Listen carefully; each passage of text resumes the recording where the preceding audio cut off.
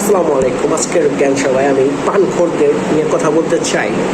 আমি মূলত পানখোরদের ভয় পাই। তাদের সাথে কথা বলা আমার জন্য একটি আতঙ্কের, কারণ তারা রাঙা, আমি সাদা কালো। তাদের রঙে রঙিন আমি হতে চাই না। তারা মূলত একটা মিশনে নামছে।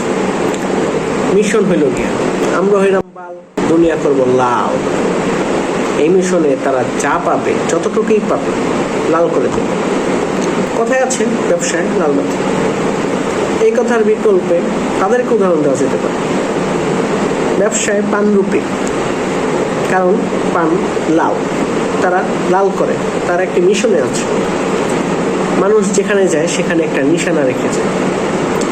তারা সেটারই নিষ্ঠার সাথে গুরু দায়িত্ব পালন করছে। রাস্তার আশপাশে তাকালে আপনি দেখবেন তাদের রেখে যাওয়া নিশানাগুলি।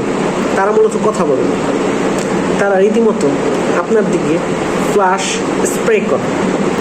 কিন্তু তাদেরও একটা সীমাবদ্ধতা আছে। তারা একটি রঙেই বের করতে পারে, এটা দুঃখের বিষয়। বাট হিউম্যান পেইন্ট আবিষ্কারের দিক থেকে কোনো কিছুই ফেলে দেওয়া যায় না, সব কিছুই একটি সম্ভাবনাময়। এই পানখোরদের বৈজ্ঞানিকভাবে একটি রূপ দিলে তারা একটি বিপ্লবিক সমাধান আনতে পারবে পৃথিবীতে, যার কারণে যে বিজ্ঞানী এই সমাধানটা দিতে পারবে সে একটা নোবেল পুরস্কারও পেতে পারে। তো আমার সাজেশনটা আপনি অবশ্যই গ্রহণ করবেন, আশা করি।